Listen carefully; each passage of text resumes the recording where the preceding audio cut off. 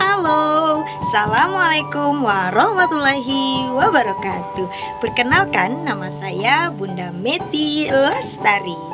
Baiklah, hari ini saya akan mendongeng tentang asal-usul ikan pesut. Asal-usul ikan pesut berasal dari daerah kelahiran saya, yaitu Provinsi Kalimantan Timur. Yuk kita saksikan asal-usul ikan pesut. Selamat menyaksikan. Asal-usul ikan pesut. Pesut adalah jenis ikan air tawar yang mirip seperti ikan lumba-lumba. Ikan pesut jenis hewan mamalia yang memakan ikan dan udang air tawar. Ikan pesut termasuk hewan langka yang dilindungi oleh negara. Ikan pesut memiliki nama lain, yaitu ikan lumba-lumba air tawar. Ini populasinya hanya sekitar 50 ekor saja. Ikan pesut saat ini menempati urutan pertama hewan terancam punah di Indonesia. Di Indonesia, ikan pesut hanya bisa ditemukan di Sungai Mahakam, Kutai, Kalimantan Timur. Selain di Sungai Mahakam, ikan pesut bisa ditemui di Sungai Mekong dan Sungai Irrawaddy. Ikan pesut di Sungai Mahakam memiliki kisah asal-usulnya. Bagaimana ceritanya? Yuk kita simak bersama dalam kisah berikut ini.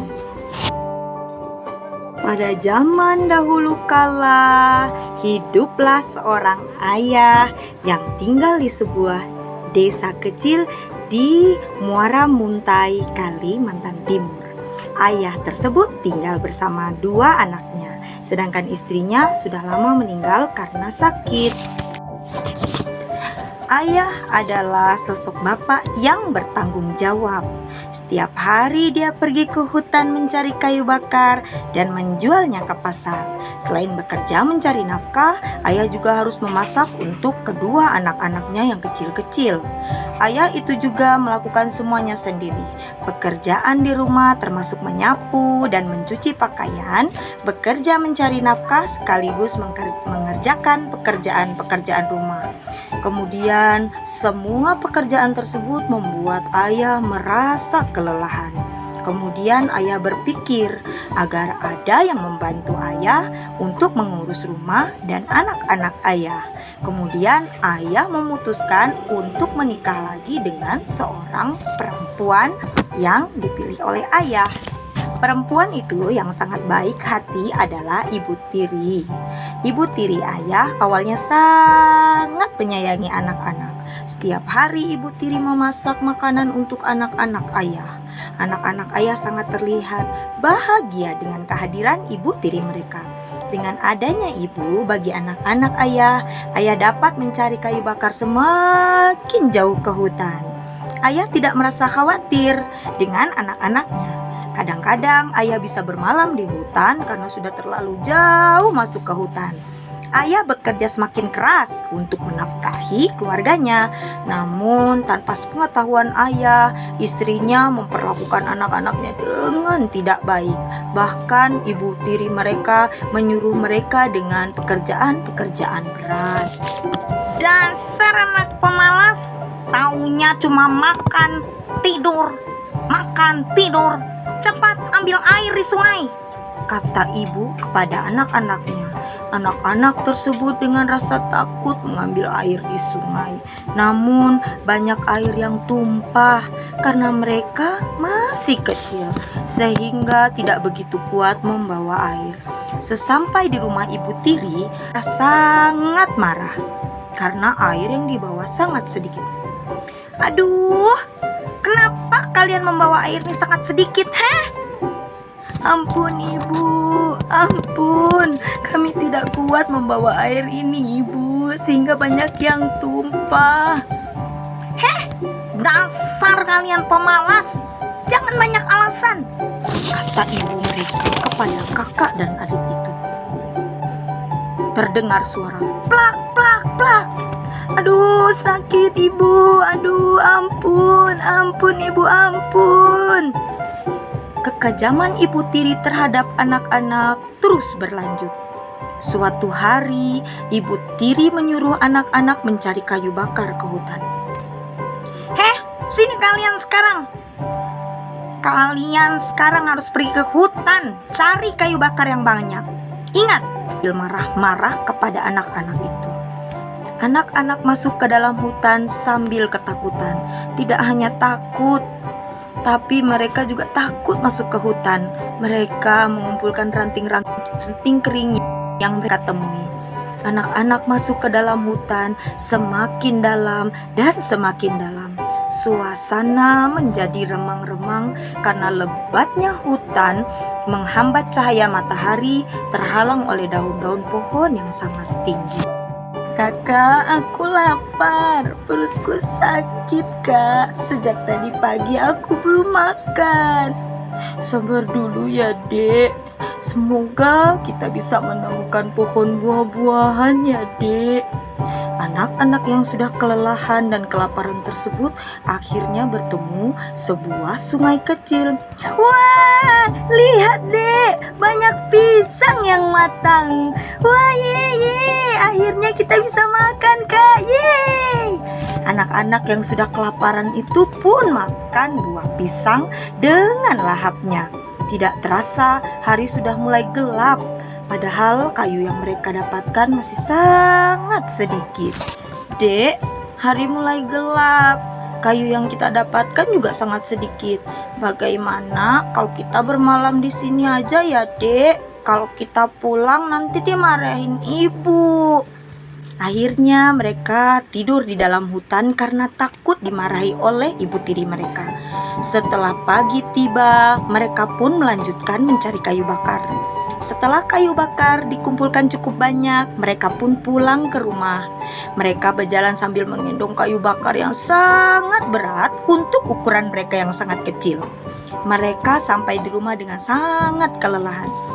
"Ibu, Bu, kami sudah pulang dan kami membawa banyak kayu bakar. Bu, Ibu, sekarang kami sangat lapar, Bu. Beri kami makan, Bu. Tolong, Bu."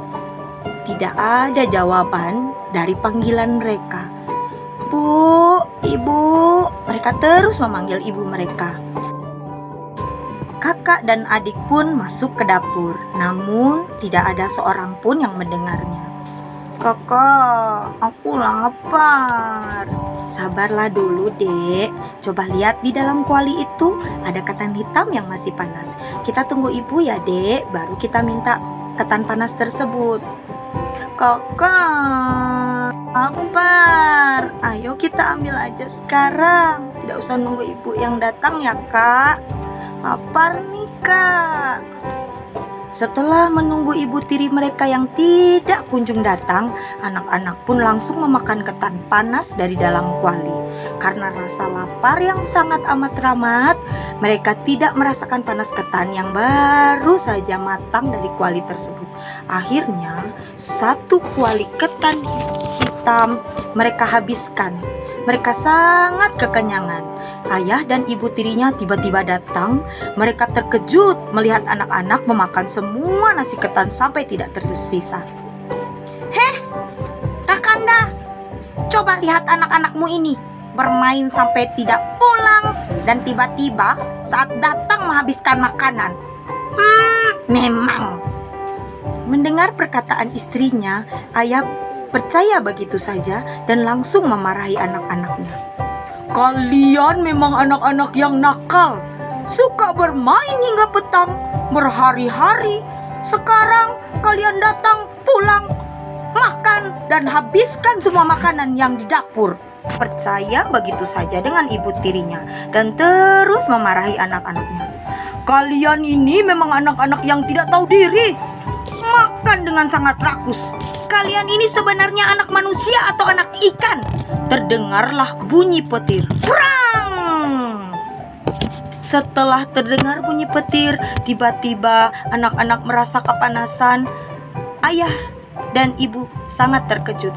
Ayah, panas, ayah, panas." Perlahan-lahan tubuh anak-anak berubah menjadi hitam. Anak-anak yang kepanasan dengan tubuhnya yang menghitam sekarang segera berlari menuju sungai. dan mereka masuk ke dalamnya. Tidak lama kemudian anak-anak berubah menjadi ikan. Sang ayah hanya bisa menangis melihat anak-anaknya. "Anak-anakku, anak-anakku," berubah menjadi ikan.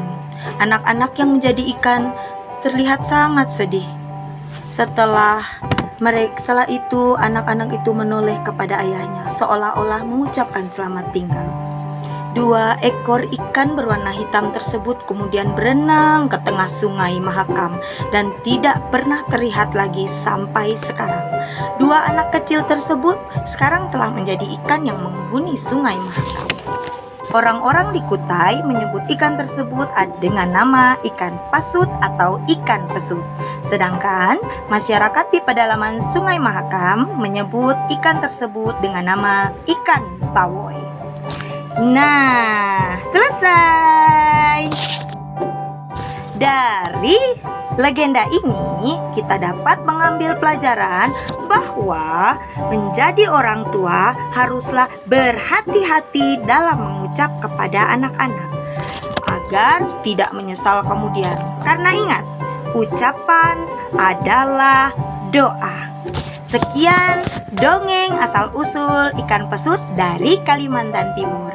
Saya Bunda Meti Lestari. Terima kasih. Bye-bye.